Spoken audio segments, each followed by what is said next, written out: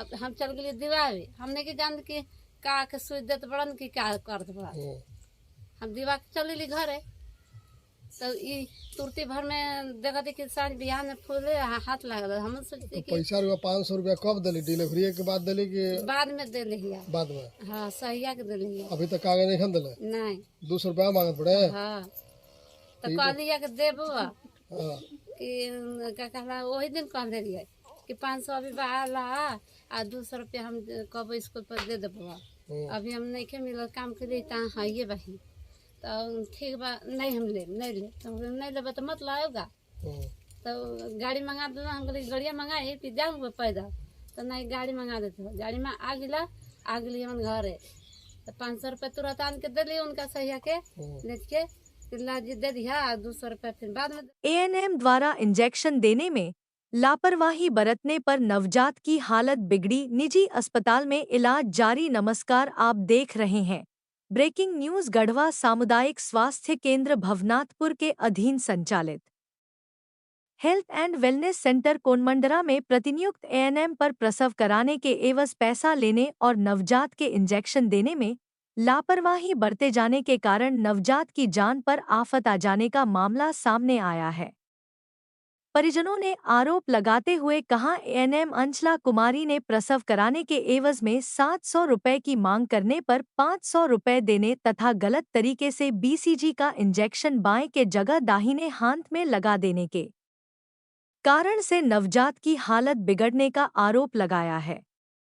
मामला थाना क्षेत्र अंतर्गत चपरी गांव का है, जहां चपरी निवासी लालो शाह ने अपनी विवाहिता पुत्री सोनी देवी को सुरक्षित प्रसव कराने हेतु कोनमंडरा हेल्थ एंड वेलनेस सेंटर में बीते 9 सितंबर को भर्ती कराया था, जहां पर उसने एक स्वस्थ बच्ची को जन्म दिया था। सुरक्षित प्रसव के कराने के एवज में एएनएम अंचला कुमारी ने 700 रुपए बतौर रिश्वत की मांग की। बाद में परिजनों ने सहिया नीलम देवी के माध्यम से 500 रुपए एएनएम को दिलवा दिए। इसके बाद गांव में ही बीते 19 सितंबर को टीकाकरण के दौरान एएनएम अंचला कुमारी ने उक्त नवजात बच्ची को बीसीजी का टीका बाएं की जगह दाएं हाथ में लगा दिया, जिससे कुछ ही घंटे बाद ही उक्त नवजात की हालत बिगड़ने लगी। इस मामले में नवजात बच्ची की नानी तारा देवी ने रोते हुए बताया कि बीते 19 सितंबर के मेरी नतिनी को बीसीजी का टीका दिए जाने के बाद उसकी दाहिना हाथ में सूजन होने के बाद घाव बन गया है। इसकी जानकारी जब एएनएम को दी, उसने कहा कि दरवाजा घूमना मेरा काम नहीं है, अस्पताल में लाकर इलाज कराइए। फिर किसी अनहोनी की आशंका से इलाज कराने के लिए गढ़वा के एक निजी क्लिनिक में ले गई, जहां पर मेरी नतिनी के इलाज किया जा रहा है। उसने बताया कि मेरे पति मजदूरी करते हैं तो दामाद बाहर कमाने के लिए गए हुए हैं। नतिनी के इलाज के लिए पैसा का कोई इंतजाम नहीं होने के कारण छोटी बेटी की शादी करने लिए जमीन बेचने के लिए रखे थे, उसे ही गिरवी पर रखकर इलाज करा रही हूँ। इलाज में अब तक 20 से 25 हजार रुपए खर्च हो चुका है, अभी और पैसा लगेगा।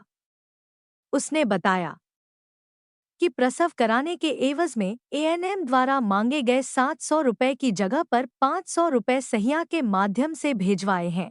शेष बची हुई राशि व्यवस्था करके भेजवाने के लिए मोहलत लिए हैं। पैसा पूरा नहीं देने का कारण डिलीवरी के बाद मिलने वाला कागज भी अब तक हमें नहीं मिला है।